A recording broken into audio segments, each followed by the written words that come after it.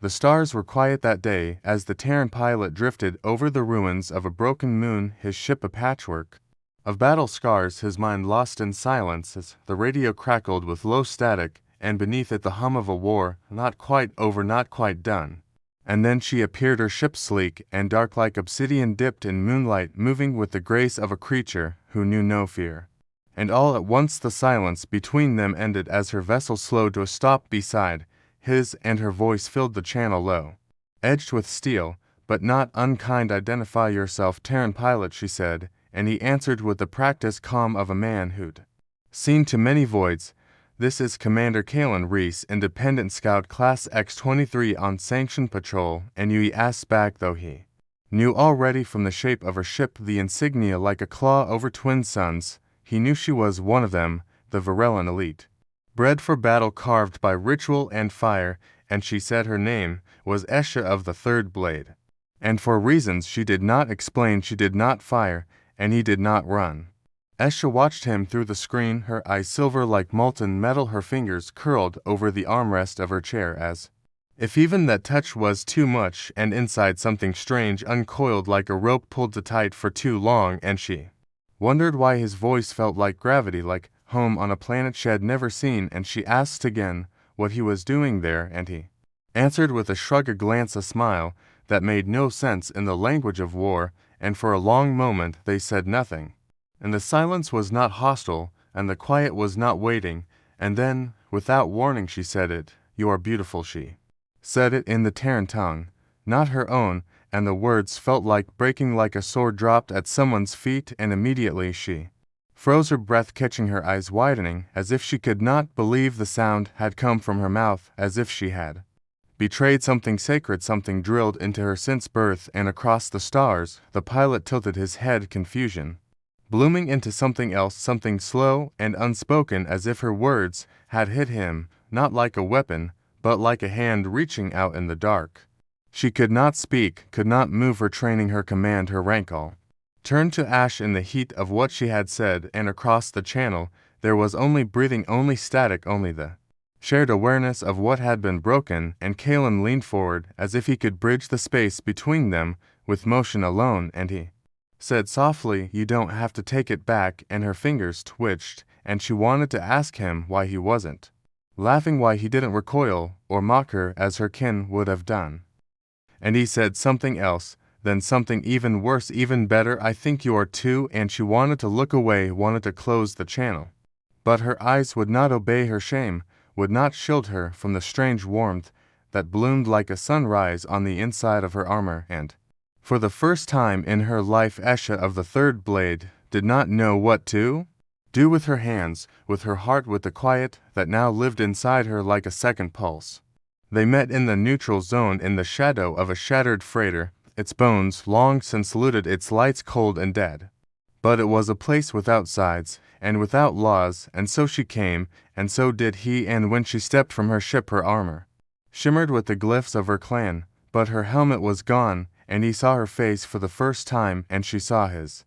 And for a breath, for a blink, neither moved, neither reached for weapons or words, and instead he smiled, that same uneven smile that had haunted her, and he said, "You came," and she nodded, though the act felt like surrender, like a treaty signed in blood and light. And he stepped closer, not enough to touch, but close enough to feel, and he said, "Do you regret it?" And she shook her head slowly, slowly, as if the lie would crack her bones, and she whispered back in her own tongue, "I have not known regret since I met your voice."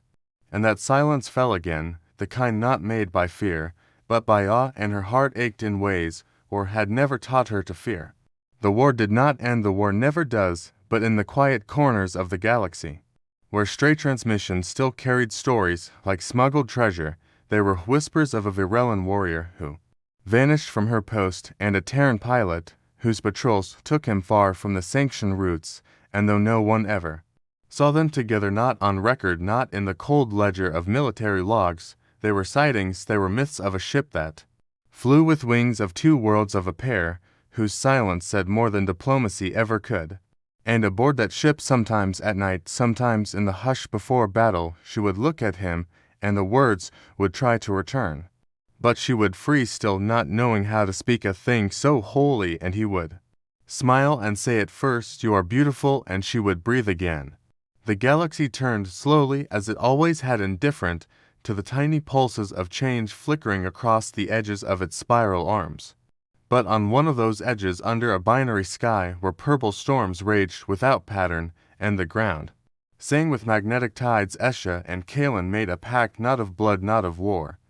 not of empire, but of something quieter, something unrecorded. They stood hand in hand, not speaking, for words were strange and stiff. And she had come to love the way his presence said everything, his eyes, his silence, and he had come to understand that for her to stand here, not in armor, not with rank, but with bare hands and soft breath, was more sacred than any vow spoken on earth or Varel. And so they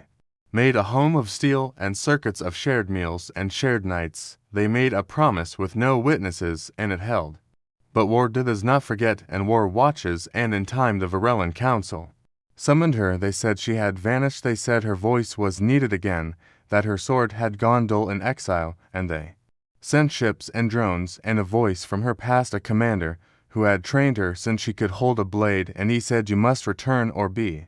marked as traitor. And she said nothing, and Kalen stood at her side and said less, and for 3 days they waited for her answer. And on the 4th morning she stepped from the ship alone. She walked to the Varellan envoy, with no armor, no blade, no fear, and she said, I am not yours, and if you mark me, then mark also the truth, that I have seen something you will not dare name. I have touched something beyond conquest, and if you make war on me now, I will not run, but I will not fight either, and that will be the end of your honor, and the beginning of your shame. And the envoy said nothing, and the ships left. They lived in the shadow of that moment for a while, watching the stars with new eyes that had seen the edge of love and the end of allegiance, and they built things slowly, gardens that grew under artificial suns, tools that hummed with joint craft, and systems that responded to both voices, not just one. And he began to write again logs and songs, and she